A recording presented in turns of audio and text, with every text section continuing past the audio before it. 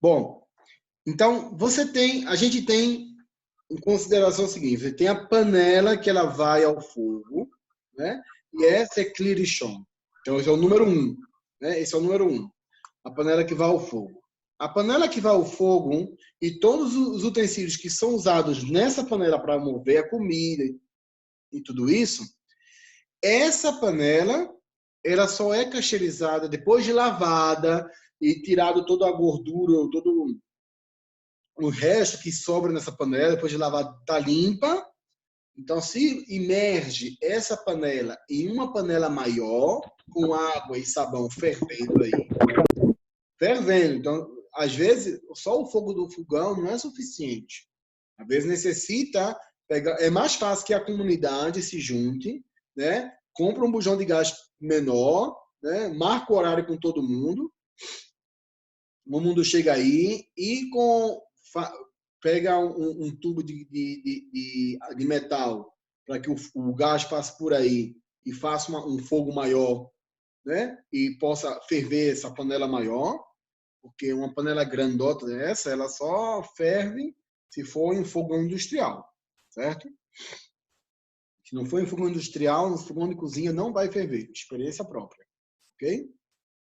Mas é suficiente com que a água faça borbulhas. A água borbulhando, né, já é considerado fervida. Já serve para casteirizar. Então, a panela que está no fogo, cozinhando, com a qual se cozinha, e todos os utensílios que servem para mexer, eles têm que ser casteirizados dentro dessa panelota grandona, né? Grandona. É. E imergidos aí. Basta imergir uma vez, não é 3 vezes, não. Agora tem que ser que todas as partes da panela tenham contato com essa água. Isso não significa que você tenha que meter a panela toda dentro e depois buscar a panela lá dentro. Não, você pode meter a metade da panela, dar uma volta e meter a outra metade. Ok? Não precisa meter tudo dentro. Não é mikve. Mikve, sim, tem que meter todo o utensílio de uma só vez. Ele tem que pegar água por todas as partes de uma só vez. Mas a Galat Kilim não precisa pegar tudo de uma só vez. Você pode colocar a metade e depois colocar a outra metade sem nenhum problema. Ok? Os utensílios com os quais não são usados no preparo do alimento ao fogo, mas sim são no serviço da mesa, né? Então esses não precisam usar a Galat Kilim. Pode ser feito, não é que está proibido, pode ser feito. Se você quiser, você também pode danar um maçarico em cima deles. Ou botar dentro de uma cápsula e mandar para o sol. Não tem nenhum problema. Ok? Simplesmente que, em necessidade, não precisa, Lefi Alahá, ser usado casteirizado dessa forma. É suficiente com ferver água e despejar sobre eles água fervendo. Isso serve para garfo, faca, colher, pires de metal, né? O que for de vidro não precisa disso, né? Todos esses utensílios de serviço na mesa podem ser feitos dessa forma, ok? O que mais que um irui pode se fazer? Casteirizar a superfície de trabalho. Você tem o mármore da mesa, né? O mármore do balcão da cozinha. Você pode despejar água quente. Primeiro lava bem, né? Lava bem com água e sabão, né? Você tem fissuras aí, você limpa com uma escovinha, passa uma escova para limpar todas as rachaduras, tudo isso. Passa a água, mete a água quente fervendo por cima, já está. Os nossos amigos ashkenazim costumam não ser suficiente com isso. Tem uns que usam ferro de passar e bota por cima para que a água ferva em cima da pedra. Outros, ainda não satisfeitos, cobrem não somente isso, mas toda a cozinha com papel alumínio. Ok? Então, irui é despejar. Né? Outra forma é o libun. Libun é abrasamento. Né? Todo utensílio que ele é em contato direto com o fogo e com o alimento a seco, e que chega a altas temperaturas, então esse só se pode cacherizar por meio de libuno. O que é libuno? É o contato direto com o fogo, a ponto que o metal, isso é só válido para metais, que ele fique, e para pedra também, para que ele fique incandescente, porque pedra não cacheriza, né? Não adianta cacherizar com pedra, que não vai cacherizar, mas que é metal. Depois a gente vai ver com pedra, está aqui com um serviço de Fanaru referente a isso. Então, o metal, ele é aquecido e ele é abrasado, ele fica vermelho. Aí você cacherizou esse metal. Para que serve? Para os espetos do churrasco, né? Para a grelha que vai na churrasqueira, né? Serve para isso, porque eles têm contato em uma alta temperatura. Muitos também aconselham isso também para as bandejas do forno, né? Quando elas recebem alimento diretamente nelas e está em alta temperatura. Hoje, muito raramente as pessoas põem alimento diretamente nessas bandejas do forno, né? Porque sempre coloca dentro de uma refratária, o alimento de uma refratária, o alimento dentro de uma bandeja de alumínio, né? Ou se vai fazer pães em cima das bandejas, se forra essa bandeja com papel manteiga. Então, nunca tem um contato direto, precisamente com o alimento. Então, nesse caso do forno, essas bandejas é suficiente lavá-las bem, né? Porque sempre escorre a comida e fica um pedaço de gosto de comida aí. Então, lavar bem isso, né? Passar um ácido para baixo, tirar esse material. Se o que conseguiu remover, removeu. O que não conseguiu, já é considerado anulado porque recebeu ácido aí, ou sabão suficiente. Coloca de volta no forno e acende o forno ao máximo, né? Meia hora. Lembrando que, para todos esses utensílios, eles devem ser lavados e esperar 24 horas para serem cacherizados. Isso significa que, no dia 14 de Nissan, se lava todos os utensílios que venham a ser usados em Pessah. No dia 15 de Nissan, cacherize. Exemplo, não precisa ser nesses dias, né? Você pode fazer antes e guardá-los para Pessah. Pode fazer agora, hoje, né? Lavar tudo direitinho, amanhã, ou pegar os que já foram lavados ontem, ou antes de ontem, não importa, mas já foram lavados há mais de 24 horas, fazer agora na cozinha, cacheirizar tudo e guardar numa bolsa e dizer, isso aqui é para Pessah, vou usar só em Pessah. Não tem nenhum problema, ok? O tempo não passa nada, não determina. Somente que, por determinação dos sábios, para cacheirizar um utensílio tem que esperar 24 horas, tem que esperar um dia, ok? Depois do uso. E depois de lavado, do uso. Então, existe o libuno, que ele abrasa o metal. Mas também existe o libum calo, que ele não precisa abrasar o metal, ok? Isso se faz como, por exemplo, com uma frigideira. Você tem uma frigideira que ela vai ao fogo, ela não vai ao forno, ela não vai na churrasqueira, ela recebe a mesma temperatura das outras panelas. Somente que ela recebe o alimento a seco. É a frigideira, por exemplo, que a gente pega o pão e assa em cima. Ok? Essa frigideira tem que passar por um libum cal. O que é um libum cal? Em contato com o fogo, mas não é necessário que ela fique abrasada. Ela não precisa ficar incandescente, mas tem que estar bem queimada. Né? Tem que queimar bem, mas não precisa ficar incandescente. Né? É o chamado libum cal. Um questionamento: o que se faz com as grades do fogão? Né? As grades do fogão, há aqueles que pegam a grade do fogão, lava e faz libum, porque como ela tem contato com o fogo direto, né, e recebe o alimento de carne, então a gente faz libum nas grades do fogão. Tá bem, é uma opinião. Outra opinião, né, é que não precisa fazer isso, por quê? Porque o que cai na grelha do fogão automaticamente é anulado. Por quê? Porque tem um contato direto com o fogo e o fogo queima. Ele transforma tudo né, em pó, em carvão. disso. Tem a palavra em espanhol, em hebraico, mas não lembro disso em português. Bom, a colnisraf, tudo se queima, né? E se invalida, né? Então, nas grelhas do fogão, é suficiente lavar bem, passar o ácido para remover toda a gordura e tudo isso, né? E voltar para o lugar. Porque, em essência, já está anulado. Ok? Então, quando a panela toca em cima, ela vai tocar num que já foi anulado anteriormente, que já está em contato com o fogo diariamente. Ok? Outros cobrem com alumínio e tudo isso, né? Ou tem grelhas de fogão especiais para Pêssar, né?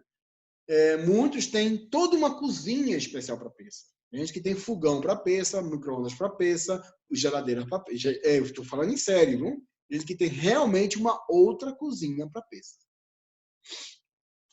Mas se eu tivesse dinheiro para isso, na verdade eu não faria, porque eu não faria. Eu investiria dinheiro em coisas mais úteis. Mas tem gente que tem e gosta de gastar com isso e faz isso. Faz uma outra cozinha para Pêssar, mas não é necessário. Ok? Que mais de exemplo de kashrut? Uma pergunta. Né? Tá com o Shulchan Aruch. E o que eu não vou usar para Pêssar? O que é que eu faço com ele? É uma pergunta difícil. E é uma halakha difícil. Né? O Shulchan Aruch, né, você tem duas opções. Você pode vender o goi, mas depois vai ter que fazer tevilá. Lembrando aqui, se a pessoa, quando for vender o hametz, junto com o hametz, colocar as panelas também, né, quem é que não quer limpar a panela para Pêssar, então ele vai e vende a panela junto com o hametz. Tá de boa, tá beleza. Somente que quando receber, acabou Pêssar, essas panelas ele recebe de volta do goi. E o que significa? Que ele tem que fazer tevilat kilim. Tem que levar as panelas na mikve, ou no manancial, ou no rio, ou no mar, para fazer tevilat kilim. Por quê? Porque as panelas passam de uma propriedade do não-judeu para o judeu. Ok?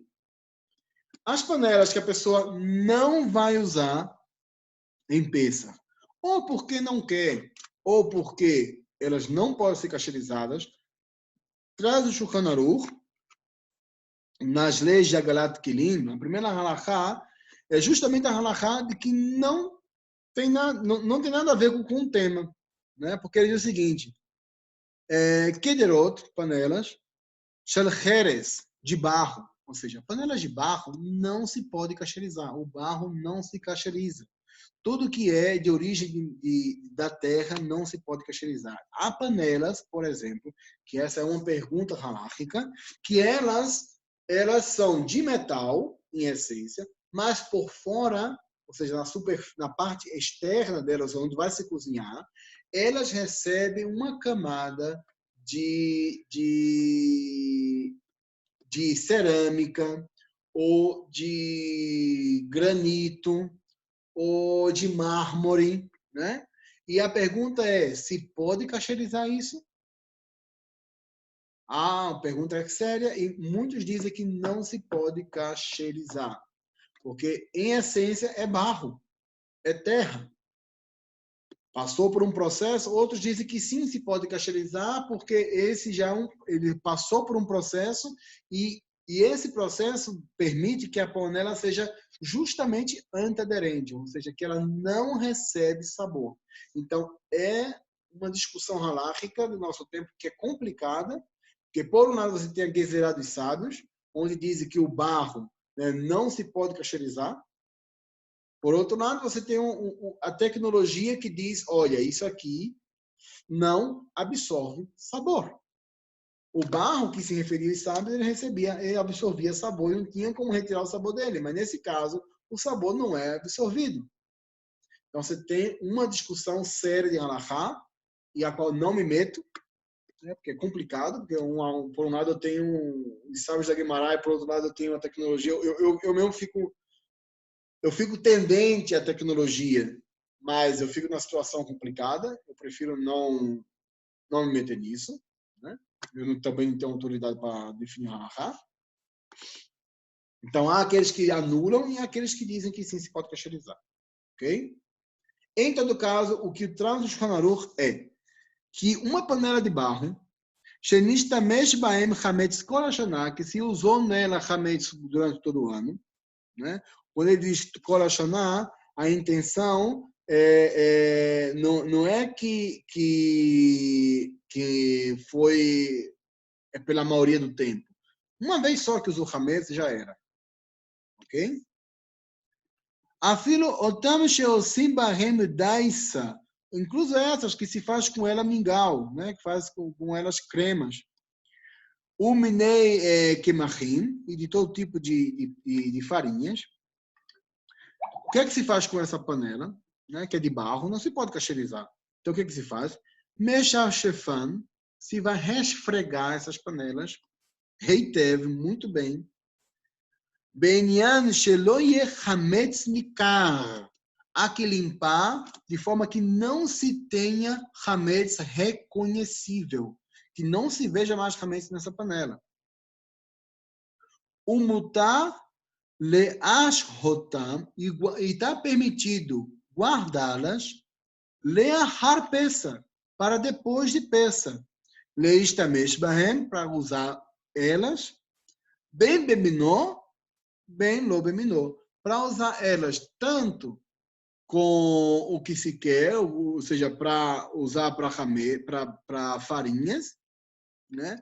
Ou para não para farinhas, ou usar para sem ser para farinhas, né? Porque o tema aqui é que essa panela é usada para todo tipo de farinhas.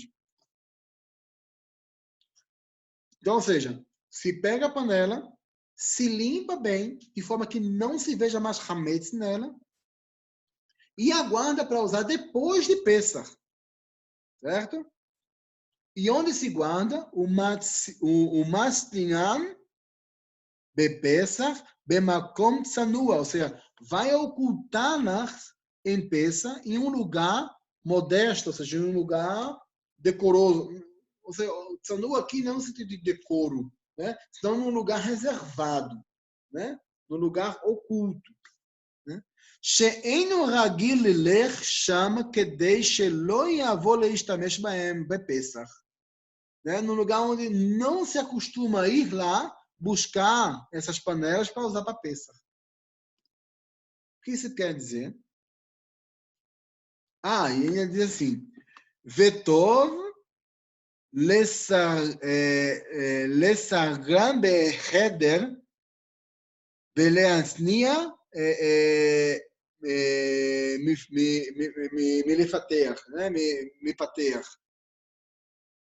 Não, להצניע מפתח, סליחה.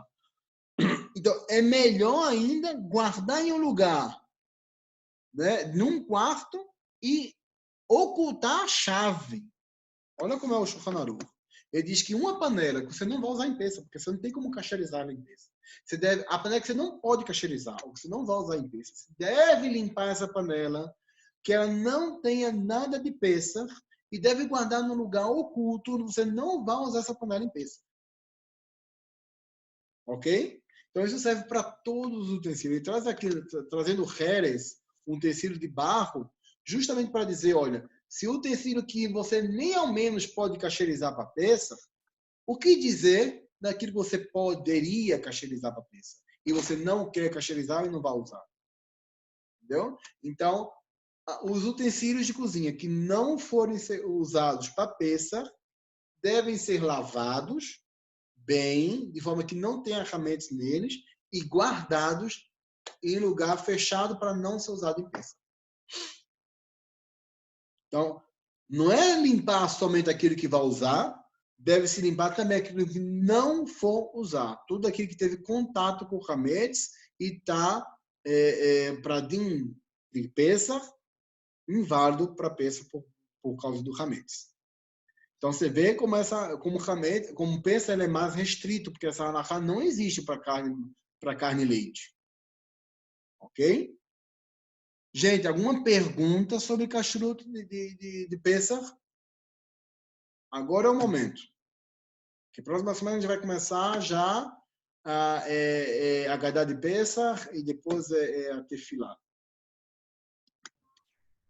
Tranquilo. Tranquilo. Comida de cachorro. O que acontece com comida de cachorro? Tem que ser kasher le Pesach ou não? Que não se encontre hametz na sua casa. Né? Muito bem. Então, comida de cachorro também tem que ser kasher le Pesach. Se por um acaso no Brasil é difícil de encontrar comida de cachorro kasher le Pesach, dê de outro tipo de comida. Os meus cachorros, meu pai criou...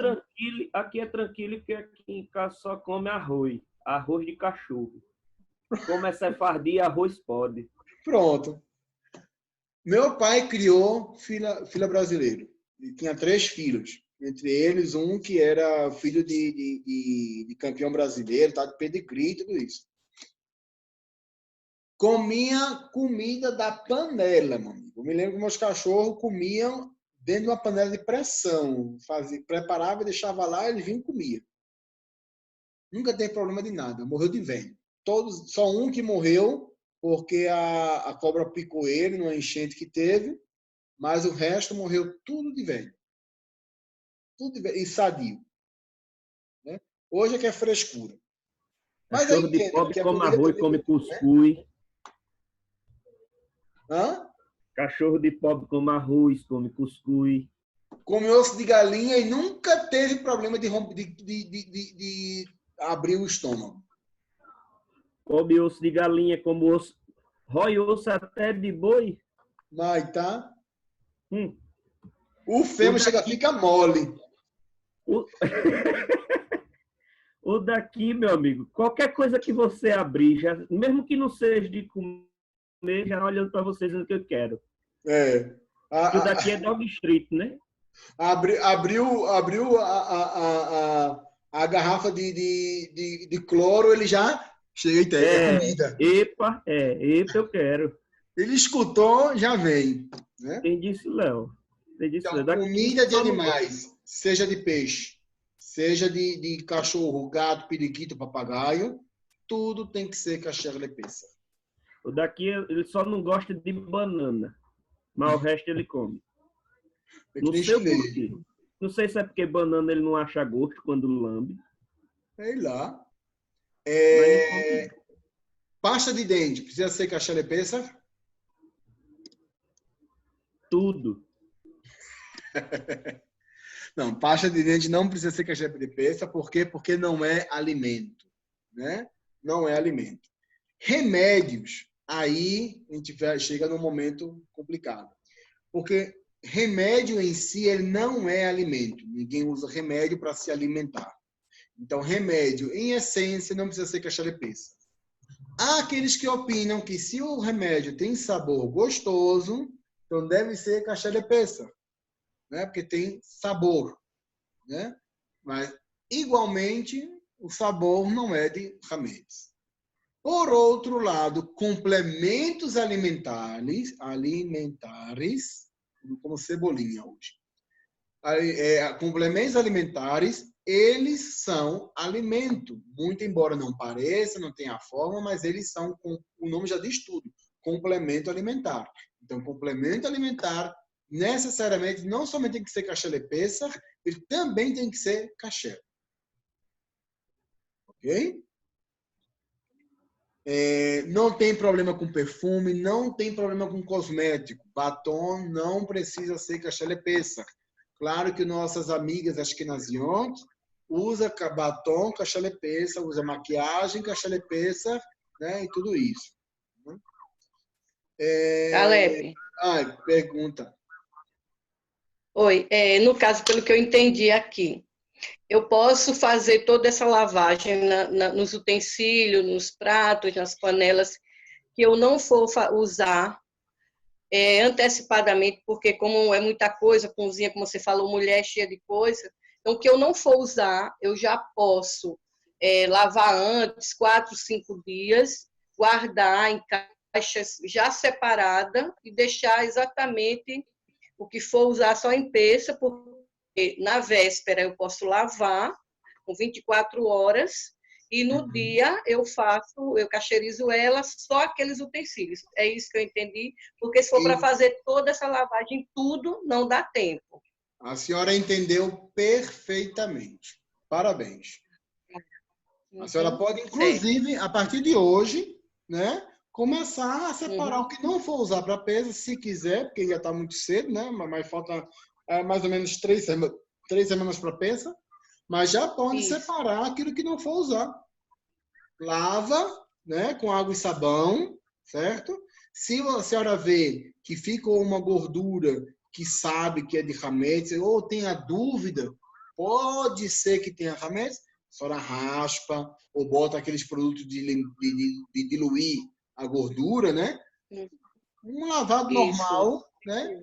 Lavou, a senhora olha a panela, não vê nada de hametz, pode guardar para depois de pesa. E tudo que for de vidro, lavagem normal com água e sabão. Água e sabão está novo. Muito bem. Certo. O álcool gel tem que ser cachela e pizza também. A máscara. Obrigada. De nada, de nada. Às vezes tem utensílios que são complicados para limpar, né? Às vezes tem aqueles buraquinhos e tudo isso, né? Se a pessoa não vai usar em peça, não precisa desmontar nada não, gente. Ok? Inclusive aquilo que for usar em peça, como o forno, né? Não precisa desmontar. A geladeira, gente, geladeira é importante. Veja só, que na geladeira, sempre na borracha da geladeira, fica hametz. Então aí, pode vir. Na borracha da geladeira, isso tem que passar um paninho que sempre fica hametz aí. Ok? Aí é complicado. Mas a geladeira em si, basta você... Tem gente que lava realmente geladeira, né? Eu sou um desses. Eu tiro as peças da geladeira e lavo com água e sabão, mesmo não sendo em peça. Mas tem gente que limpa a geladeira somente com panos umedecidos, né? Tem panos umedecidos já com produto químico, limpa a geladeira todinha, também está válido, ok? Utensílios de plástico. Plástico, há uma discussão, né? Para carne e leite, aqueles que dizem que não tem problema, que plástico se cacheriza, pode botar água fervendo e se cacheriza o plástico. Outros opinam que não, que o plástico absorve e não tem como eliminar o sabor, né? Então, aí é uma machloket. Em geral, se compra plásticos novos, como eles são baratos, a pessoa sempre compra plástico, ou seja, porque plástico também, em geral, é bom que trocar uma vez por ano, porque eles absorvem gordura, eles ficam marcados, cheios de marcas de cortes e tudo isso. É aconselhável também trocar uma vez por ano, né? Isso é o que a gente faz também aqui com os plásticos, a gente troca uma vez por ano em peça. Madeira é melhor não brincar com isso. Madeira é complicado porque, como ela tem fendas e as coisas se metem dentro, é difícil retirar daí, mesmo lixando, né? Superfícies de corte. É bom ter uma superfície de corte para peça, né? A menos que seja uma de boa qualidade, que ela não fique com marcas de corte, coisa assim. Aí se pode ver como se dá para recuperar. Né? Em todo caso, tudo aquilo que se acumula alimento dentro, isso não se pode usar para peça. Peça sempre é mais restrito do que carne e leite. Né? E em geral é isso, gente. Né? Em geral é isso. A mesa, como é que eu limpo a mesa para peça? Tem que jogar água quente na mesa? Não precisa. Somente passar um pano úmido na mesa, né? Com algum produto que limpe, já é suficiente. Né? E bom, a pessoa pode cobrir a mesa com uma toalha de mesa lavada, limpa, já está bem. Né? As roupas. Eu tenho que lavar as roupas para peça? Não precisa lavar roupa para peça. Né? Agora, se a pessoa que sabe que tem roupas que bota, que coloca biscoito peraí. que coloca biscoito nos bolsos ou coisa assim, se a pessoa sabe que tem esse tipo de costume, então pega um aspirador, aspira os bolsos, né? Coisa assim, e depois manda para uma lavanderia ou lava em casa, como queira. Né? A ideia é que a pessoa tem que buscar o Hametz nos lugares onde o Hametz habita, onde é comum ter o Hametz aí. Né? Não precisa buscar em lugares que não. Uma pergunta que cai, né, que sempre se questiona, é o que se faz com a biblioteca, com os livros. Né? Porque muitos limpam os livros, por quê? Porque está estudando e está comendo. Então, fica migalhas no livro aí. E quando abrir esse livro, essas migalhas podem cair na comida, né? E é complicado. Realmente, isso é uma pergunta válida. Muito embora se diga que não precisa limpar a biblioteca para Hametz, porque a quantidade de Hametz aí é menor do que Zait, né? Você não vai encontrar um pedaço de Hametz, um tamanho de uma azeitona de Hametz dentro de um livro. O livro nem fecha, né? Se você encontrar algo assim. Agora, o livro que for usado na mesa, quais são os livros que são usados à mesa? É o Humash, a Haggadah de Pesach, os livros que comumente a pessoa estuda em Pesach, né? Como Masechet Pesachim, né? Aquilo que se for usar na mesa de Pesach, aí sim, esses livros é bom estar revisando para que não tenha nenhuma migalha. Porque, como a gente disse, o Hametz, que ele é sólido, né? Ele tem essência, ele tem valor, ele tem importância. Então, em Pesach, é complicado dizer que esse Hametz está anulado. Ok? Mais perguntas?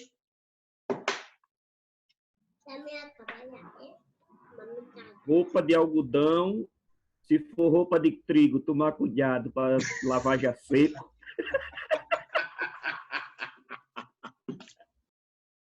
Essa foi boa. Roupa de algodão tá de boa, mas roupa de trigo tem que lavar a seco. Essa eu vou botar no Facebook. Tá boa. Ai, ai. Deixa eu ver uma outra coisa aí. Porque que eu já abordei muita coisa assim, do básico, né?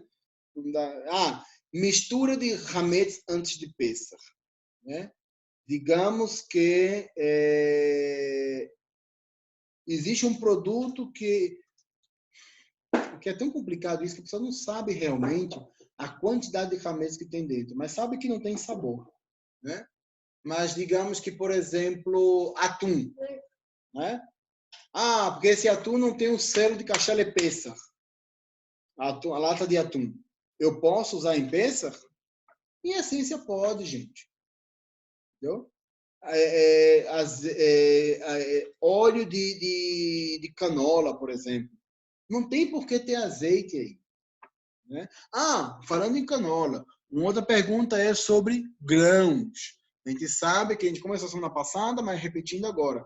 Grãos em Pesach que não seja de 5 grãos. Para Sefaradi está permitido.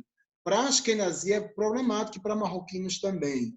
Porque marroquinos que seguem, né? Há duas classes de marroquino. Marroquino que come arroz, que é o marroquino Nutella, e o marroquino raiz, que não come arroz. Eu sou Nutella. Né? Então,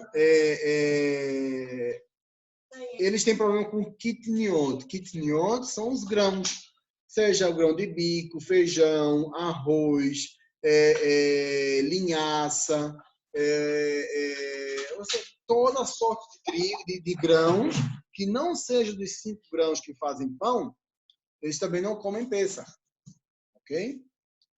Então, mas Sefaradi não tem nenhum problema. Ok? Como também Sefaradi não tem nenhum problema com a matzá, que já está pronta, molhar na sopa ou coisa assim, não tem nenhum problema. Sefaradi pode comer, Ashkenazi se reserva e não faz. Ok? Não dá mais, gente, eu acho que é isso. Né? Se tiverem dúvidas de kashrut, dúvidas sobre o que fazer ou com algum produto, manda mensagem e a gente vê o que pode fazer. Se é um produto que está permitido, que não está permitido, qual é a composição dele, ok? Lembrando que, passado o primeiro dia de Pessah, né, a gente tem o problema de Hadash. Lembra que a gente falou de trigos?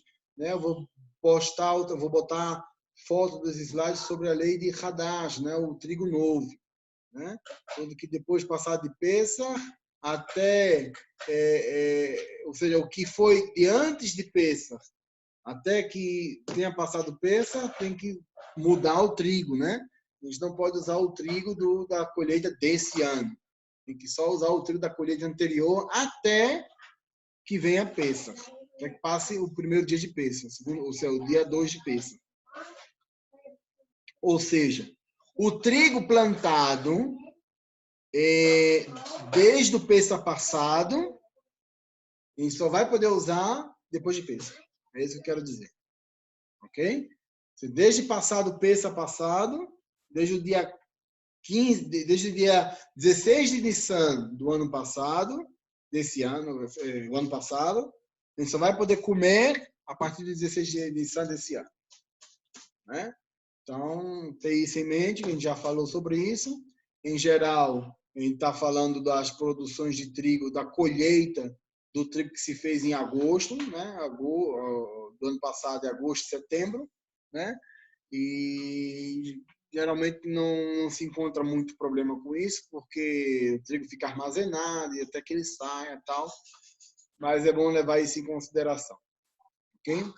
Bom, pessoal, desejo a todos uma boa semana. Se tiverem perguntas, manda mensagens, por favor. E de preferência no grupo, que a dúvida de um pode ser a dúvida dos demais. Agora já começa um período mais relaxante para poder responder. Já passei de casa definitivamente. Né? Já entrego a chave. Não, meu amor, por favor, não abra isso na mesa. Não faça isso. Não? Muito bem. Agora acabou. Então, isso não... Já posso estar um pouco mais disponível. Estava um período muito apertado de tempo. E Bezat Hashem. Nos encontramos na próxima aula, se Deus quiser. Que todos tenhamos um Pesach Kasher Vesameach, Bezat Hashem, e com saúde. Cuidem-se do coronavírus, por favor. Tá bom? Um abraço, pessoal. Felicidade a todos. Um abraço, galera. Um abraço. Tchau, pessoal.